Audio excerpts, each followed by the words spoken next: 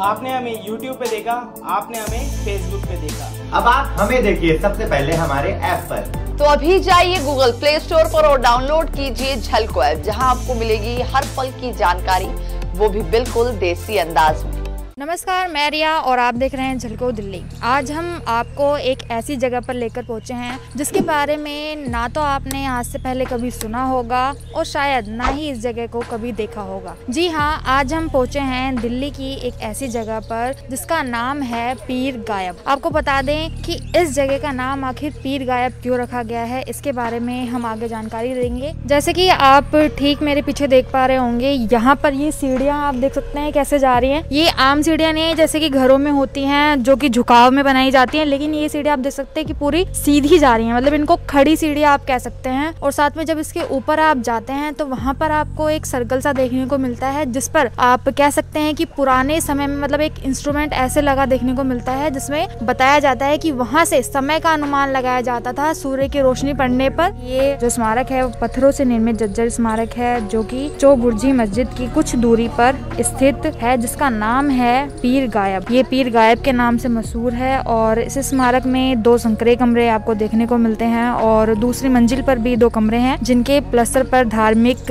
महत्व की कुछ पंक्तियां लिखी देखी मिलती हैं। और ऐसा अनुमान लगाया जाता है कि इस स्मारक का इस्तेमाल मस्जिद के तौर पर किया जाता था। हालांकि इसके उत्तरी कमरे में एक स्मारक है जिसमें कब्र है, जो कमरा अभी बंद है, उस पे ताला आपको देखने को मिलता है। और साथ में ये भी बताया जाता है कि ये कब्र किसकी है, इसके बारे में भी कोई पुख्ता जानकारी नहीं मिली है। लेकिन इस कमरे को एक पीर प्रार्थना स्थल की तरह इस्तेमाल किया करते थे, लेकिन बाद में वो फकीर रहस्यमयी तरीके से गायब हो गए, इसलिए इस स्मारक का नाम पीर गायब रखा गया। और साथ में जो वास्तुविद राजीव वाजपेयी बताते हैं कि फिरोज शाह तुगलक द्वारा निर्मित इस स्मारक में तुगलक काल के वास्तु और डिजाइन की झलक आपको देखने को मिलती है। हालांकि यह स्मारक बेहद जर्जर हालत में है, लेकिन शेष जो बचे हुए स्मारक को देखकर ऐसा कहा जा सकता है कि यह स्मारक काफी भव्य रही होगी। और अगर इसके आसपास की बात करें तो यहाँ से कुछ ही दूरी पर आपको एक बावली देखने को मिलती है जो कि यहाँ पर मौजूदा लोगों के मदद के लिए बनवाई गई होगी। और अगर वहाँ की साफ सफाई के बारे में बात करें तो उस बावली में भी आपको जो मौजूदा पानी है उसमें भी आपको काई देखने को मिलती है, थोड़ा कूड़ा देखने को मिलता है, मतलब उसकी स्थिति ऐसी है कि वो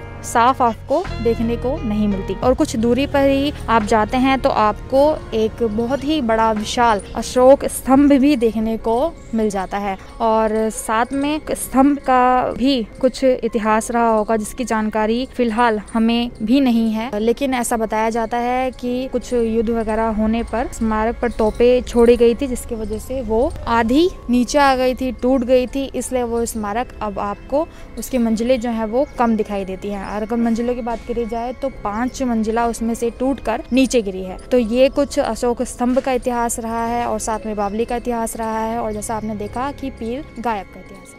साथ में अगर इस स्मारक के बारे में बताएं कि ये कहाँ पर मौजूद है और आप यहाँ तक कैसे पहुँच सकते हैं, तो आपको बता दें कि आप 30 हजारी मेट्रो स्टेशन पर उतरते हैं, उसके बाद आपको ये लगभग 2 किलोमीटर की दूरी पर मिलती है, जो कि हिंदू राव अस्पताल के अहाते में यानी कि इसके आंगन में आपको देखने को मिलती है।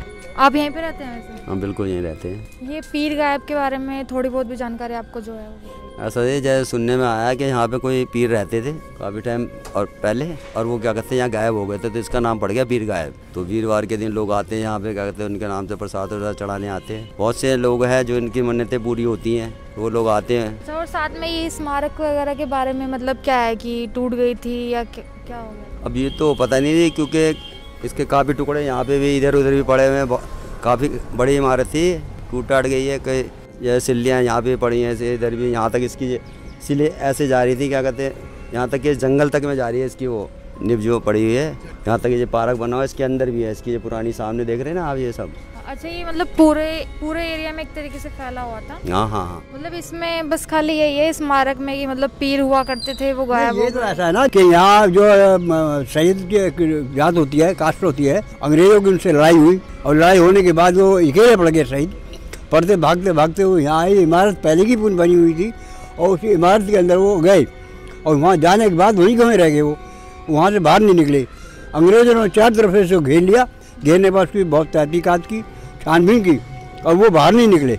तो अंग्रेजों ने ही इसका नाम पीरगाह दे दिया, उसी के उससे आगे कुछ नहीं है। बस इतना हमें जानकारी है, इससे आगे हमें भी नहीं है। दिल्ली में मौजूद ऐसे ही तमाम पुरानी स्मारकों के इतिहास को जानने के लिए देखते रहिए झलको दिल्ली, और हमारे साथ बने रहने के लिए आपका बेहद शुक्रिया। जय भारत, जय हिंद, जय दिल्ली।